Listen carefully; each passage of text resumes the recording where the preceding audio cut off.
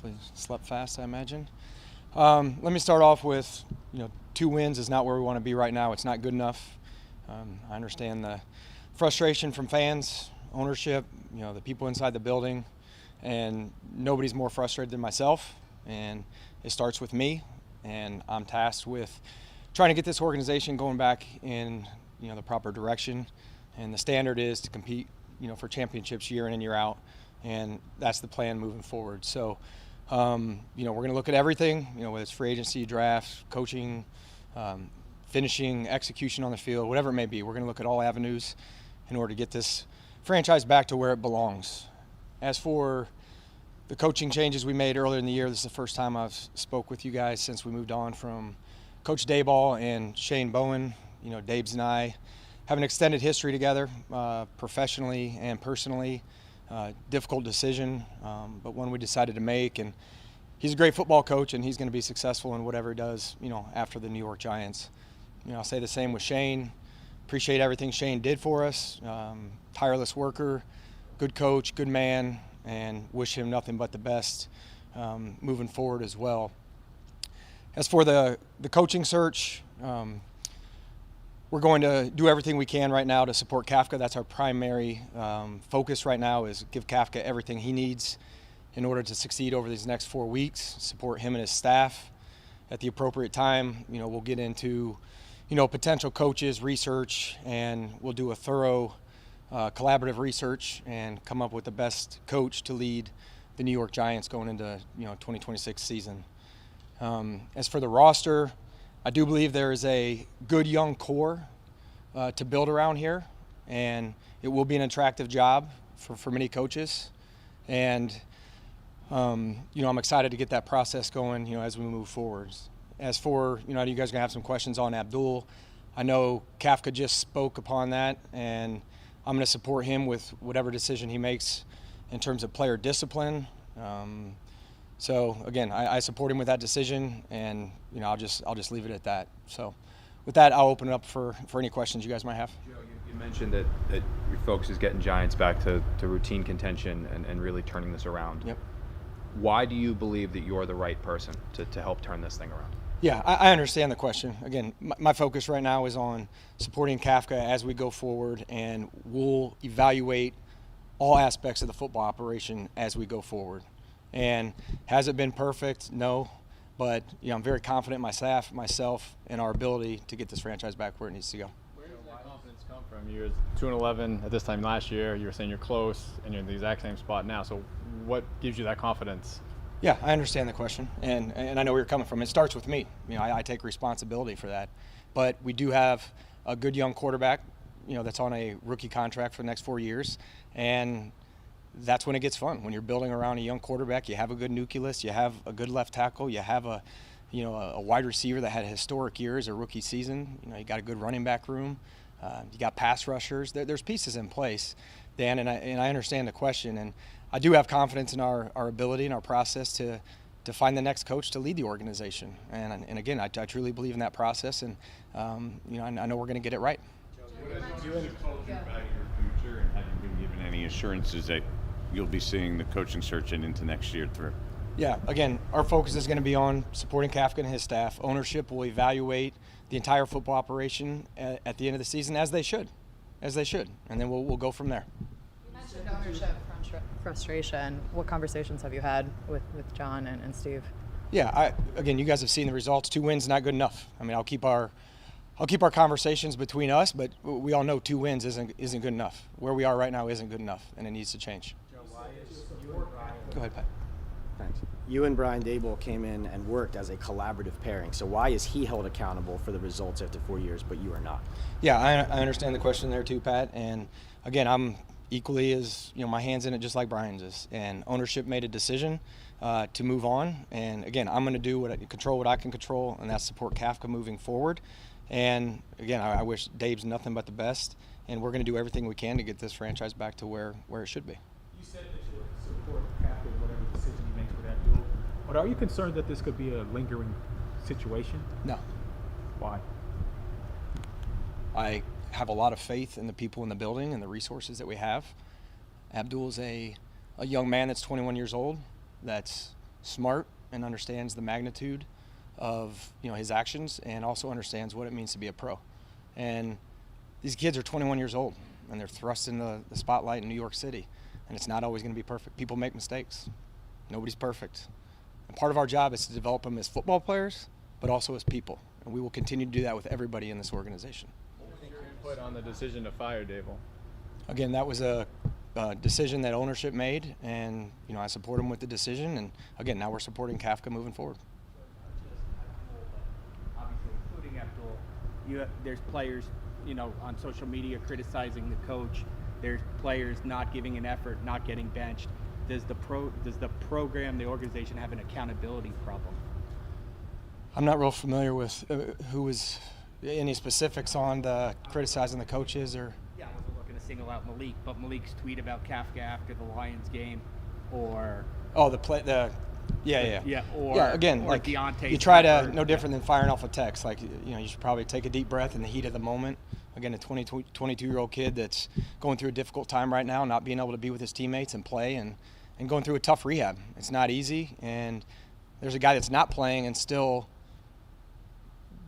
watching, supporting, and feeling the pain with us for not winning. So, again, another young player. It's a different world with social media, and we continue to educate these guys, and we'll continue to do that.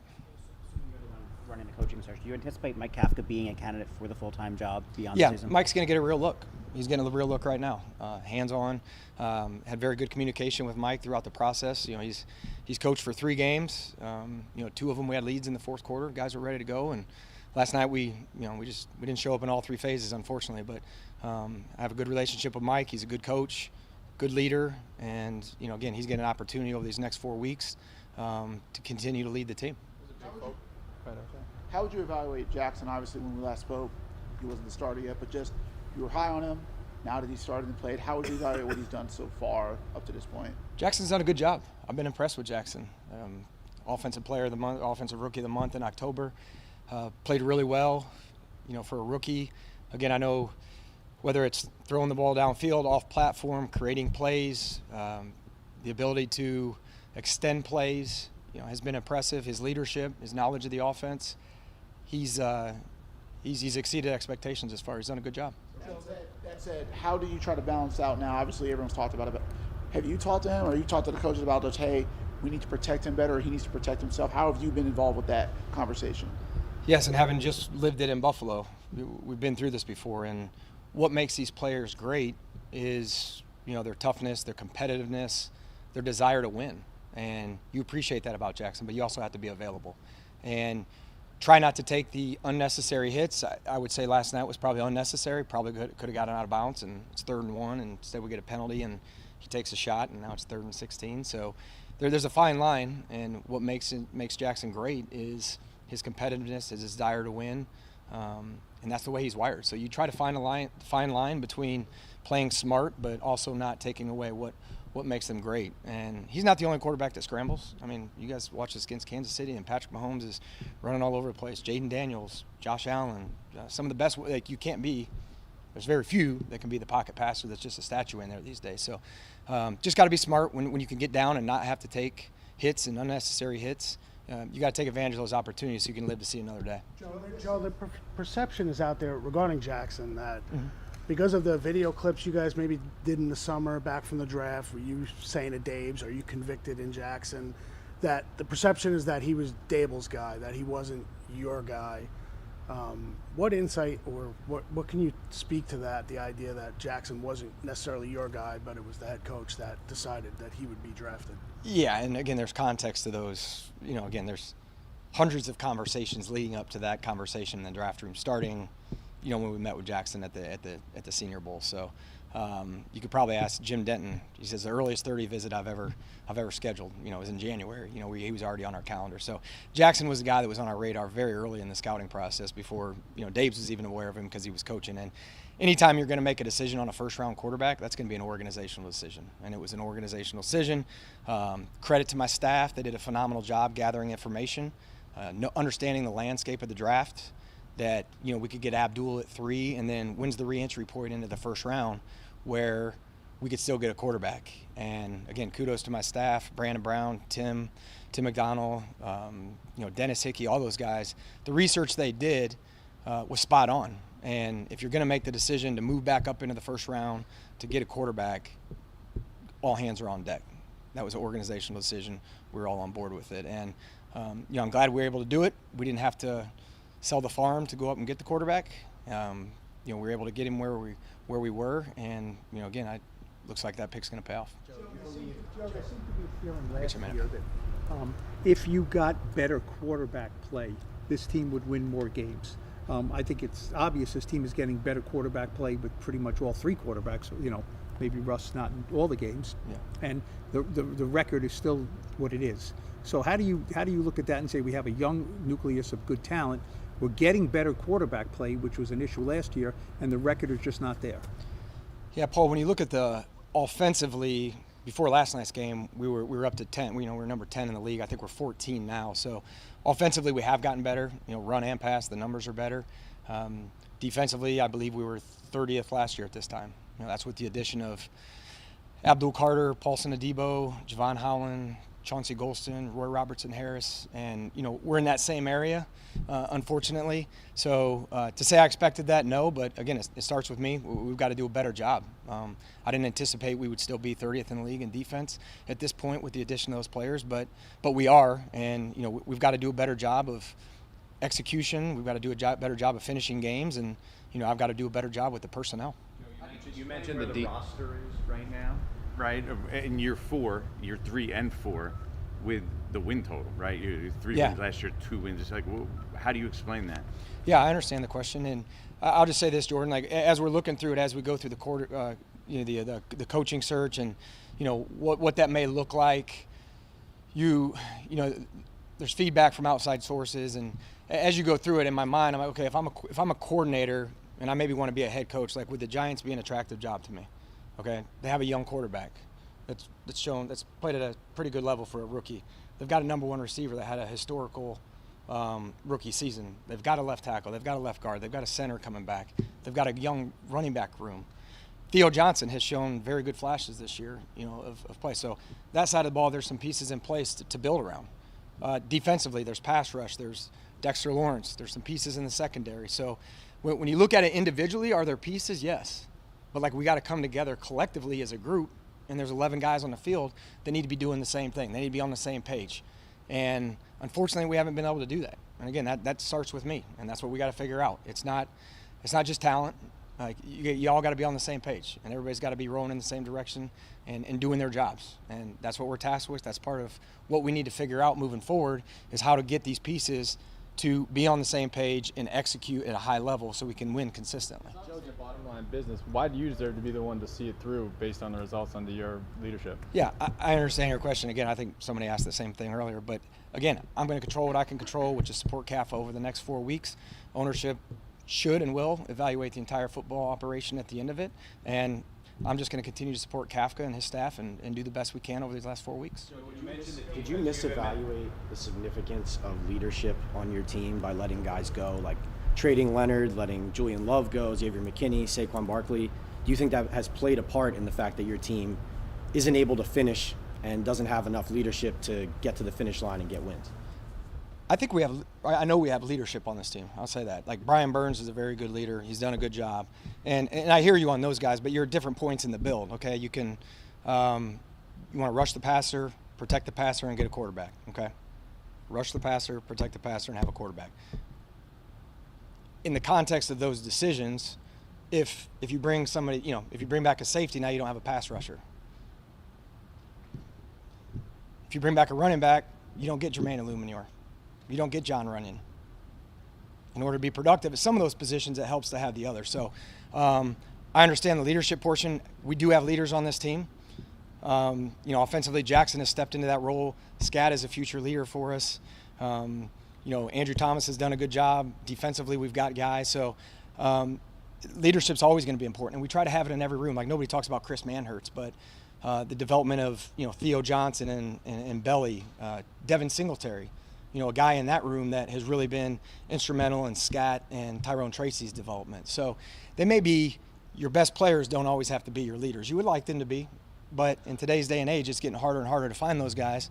But we're always going to look for leadership, and again, specifically at the quarterback position, I think we have a very good future leader in Jackson Dart.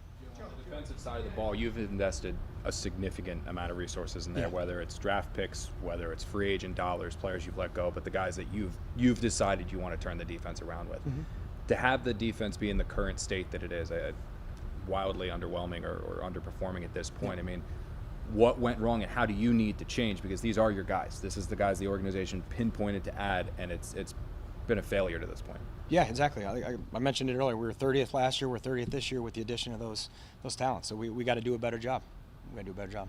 How close do you think this team is to truly competing? I didn't hear your first. How close do you think this team is to truly competing? We're 2 wins. We're not there. We got to do better. I mean, that is what it is. Like, we're 2 wins. Joe, you said a couple of times about how Jackson makes this an attractive job, right? Do you have to take into consideration what Jackson will find attractive in a head coach? You're going to take that into account if he has an opinion, but again, like, all due respect to Jackson, he's been here for 9 months. You want to lean on him, and if it's an offensive mind or concepts or something, but you've got people in the building that have been doing this for over 20 years and networks around the league and know what it looks like and have been doing it for a long time. So I respect Jackson a lot. We have great communication, talk to him about a lot of things, and as it gets closer, that's something we'll have conversations about. But again, the weight of the decision won't. I didn't mean to say that he's going to have a voice in it, but are you sort of playing matchmaker? Well, the entire team. It's not just offensively. Again, who can come in and lead the entire team? Offensively, defensively. Obviously, you do have a young quarterback, and that's going to be important. The development of Jackson, that he continues to progress the way he has, and that's obviously going to weigh heavy into the decision. Joe, what do you view as your part in 5 wins in the last 30 games? Because you said it starts with me. Yeah. But what specifically do you think you have failed on, and how is it translating in losses on the field? Where you say, is it drafting? Is it free agency? How do you view it? How do you? It's 5 wins the last 2 years, Pat. It's not good enough. It's not good enough. Like, you can go through. I'm not going to make excuses. It's not good enough. I don't want to go through individually. Different scenarios. There's context to a lot of things, but it's 5 wins. It's not good enough, and we've got to get better. Would you agree it's fair to talk about the details a little bit, though, because several coaches have lost their jobs now because they weren't good enough. So what is your part specifically? Yeah, it's 5 wins, Pat, and it's not good enough. I understand your question, and I'm also a realist. I understand. It's what have you done for me lately? I've been in the league for 26 years, and it's not good enough. And we're going to look at the entire football operation, everything from free agency decisions, draft decisions, coaching, execution. What can we do better? What can we do better? Because there are pieces here. Why aren't we maximizing what we have? And that's what we're going to, that's going to be our mission this offseason, to figure that out. When you say, why are we not maximizing what we have? I think some people would say you don't have enough. So I'm asking, and that's fine. Where have you erred in that, as far as composing the roster, building the roster, keeping draft picks on the roster who have not contributed, who don't look like they're going to contribute into the future, and who create depth issues on the roster that seem to become glaring issues when these games are on the line? Well, I'll just say this, Pat. Nobody's perfect, and the chances of me batting 1,000 are gone because I've made mistakes. Okay, everybody's going to make mistakes, and we're going to get some things right. As long as you're learning from those mistakes and you reflect on the process in place and where you went wrong, and you can continue to get better, that's what's most important. And I'm better today than I was 4 years ago when I get this job. And a year from now, God willing, I'm standing here, I'm going to be better than I am today. And that's all I can do. That's all I can do. That's all my staff can do. We continue to evaluate the process where there's some things we did where we missed in our process or we strayed from what we believe in. There's a chance that happened. Okay, lesson learned. Lesson learned. Don't make it again. But again, as you go through it, there have been a lot of decisions that have went right. Okay, so what can we learn from that? As long as we're learning and continuing to get better and don't make the same mistakes twice, then that's progress. And that's what we're going to continue to focus on, our process, to get this organization back where it belongs. Again, it's the gold standard. It's still the New York Giants and the greatest city in the world. Flagship franchise, great ownership, young quarterback. I'm excited about it. I'm excited about the guys who are here. Have I screwed up? Have I made mistakes? Absolutely. Absolutely. But I'm not going to make the same mistake twice. And we're going to continue to get better. And we're going to look at everything. Everything. Coaching, coordinators, strength. I mean, every single thing, every part of the organization. And we're going to do everything we can to get this thing going in the right direction. Are you prepared, Joe, if once these 4 games, once the season is over, if John and Steve and anyone else in ownership bring you into a room to prove to them, to convince them that you're the right guy to move forward as general manager here? Yeah, absolutely. Absolutely. Where do you believe you've strayed from the process? If you talk about that, I guess where it sounds like you've already kind of evaluated that a little bit. Yeah, sure. No, nobody focuses on what went wrong more than me. I'll just say that. Like you're continually beating yourself up because these aren't. It's not like the head coach and hey, we didn't get it last night against New England, but I'm going to go. The game plan next week's going to kick. We're going to forget everything about what happened against New England. Like these are decisions that live on, and there's whether it's draft or free agency or hiring a coach. You got to live with those decisions. And again, we're just going to continually evaluate the process. And I know I'm not going to get into details, but there's some early on where we strayed from maybe what we believe in. And I've got to live with that. I've got to learn from it, educate my staff on what we can do better. And again, with the people we have in the building, the collaborative approach, and we're going to get this thing right. We're going to get this thing right. We're just going to get it going in the right direction. I think it's a possibility that a GM candidate might want to bring in. I mean, a coaching candidate might want to have their own GM. That they might not necessarily want to have a pre-existing general manager in place. The calls we've gotten, I think we're going to be able to fill the job. Thanks. All right, thanks, guys.